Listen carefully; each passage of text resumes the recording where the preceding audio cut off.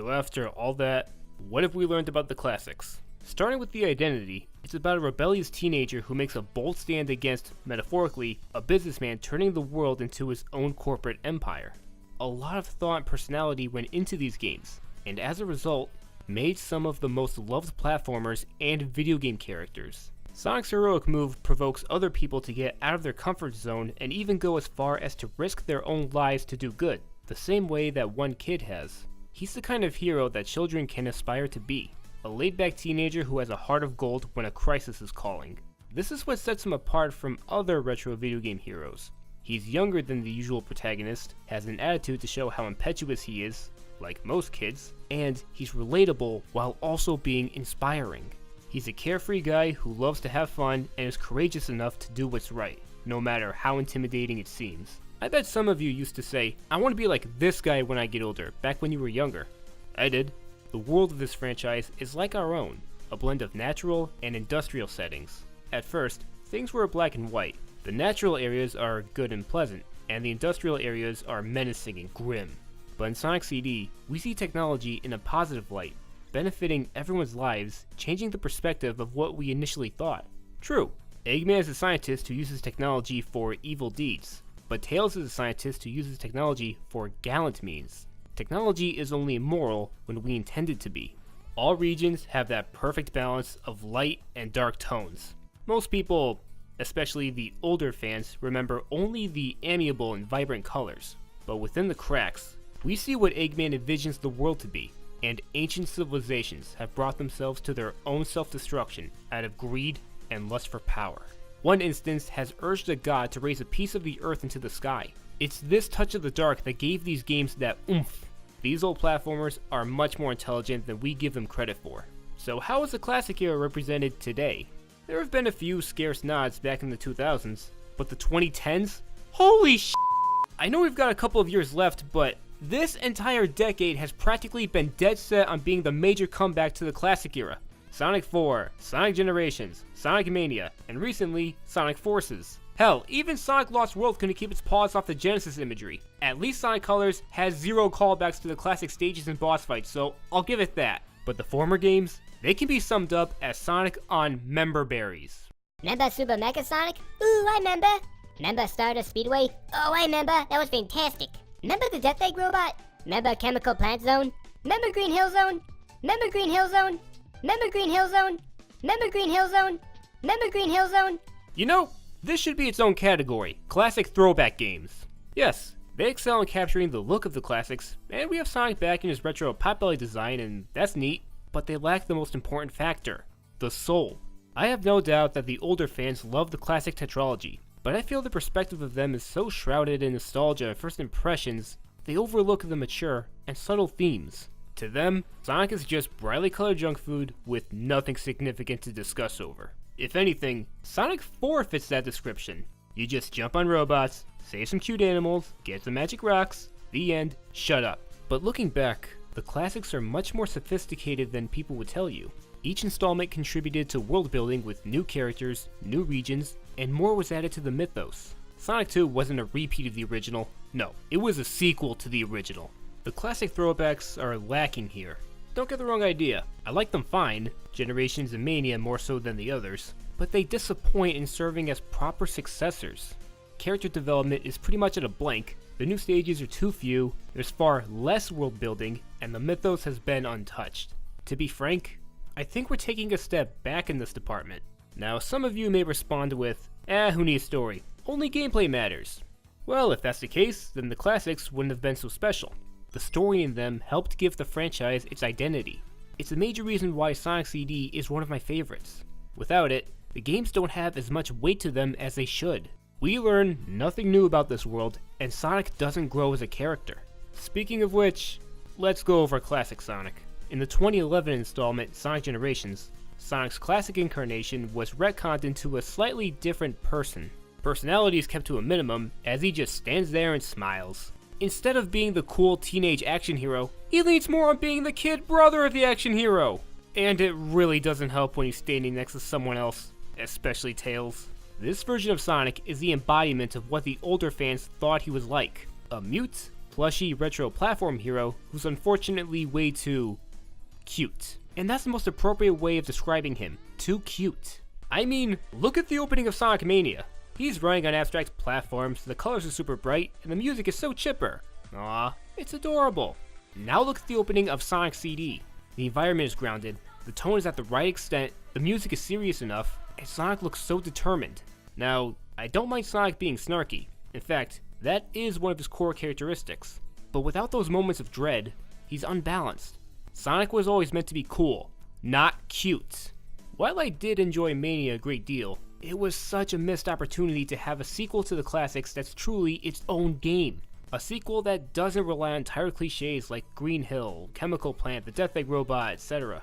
The classics always had something new with every installment.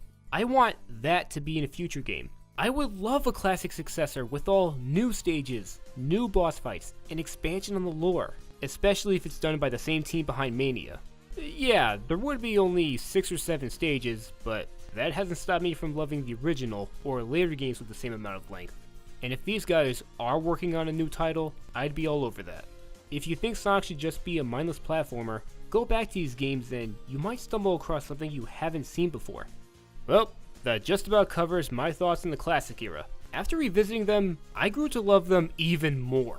And surprise, surprise, there were still a few things I didn't notice before, like in Sonic 2, where Wing Fortress Zone is visible in the background as soon as Sky Chase Zone begins, building up to the airship stage. And in the final battle, we have this artistic move where Sonic's robot version descends to the floor, but Eggman's rises up, expressing his hate of Sonic, but his love of himself. Subtle things like that keep me thinking about these games. The classic era is a collection of gems that I absolutely recommend if you haven't given them a shot. If you have, play them again. They've aged remarkably well, and they're not exactly hard to find. They're practically everywhere. These gems gave us the lasting impression of a brave heroic hedgehog who saves the world out of chance. There's plenty of depth and heart here that make them more than just games. They're undoubtedly something special.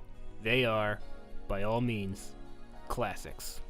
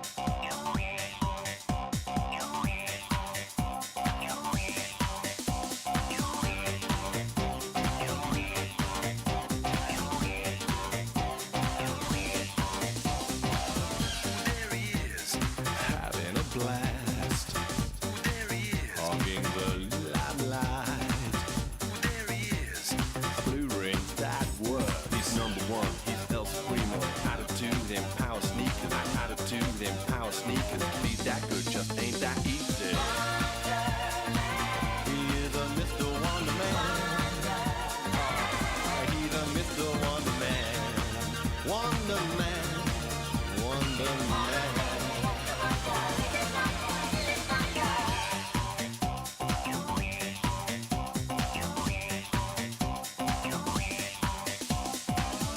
There he is, hip to the script.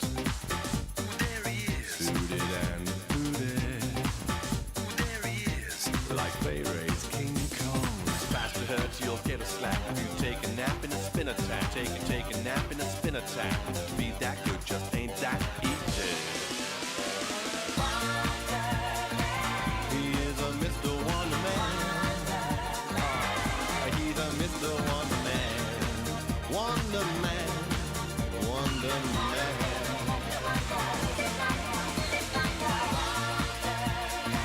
He is a Mr. Wonder Man. He is a Mr. Wonder Man. Wonder Man. Wonder Man.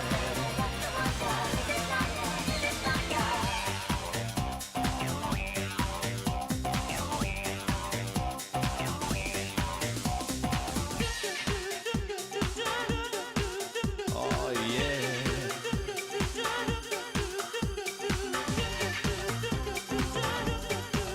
All right. There he is, state of the art. There he is, CD Gonzalez. There he is, the Zoom Sonic boom. Slamming door at 3 a.m. and it you scratch again and again, again and again and again and again, and it you scratch again and again.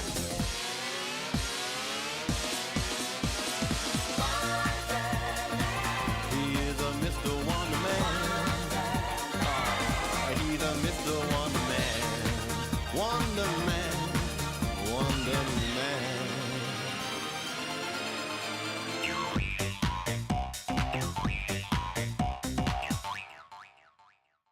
My man.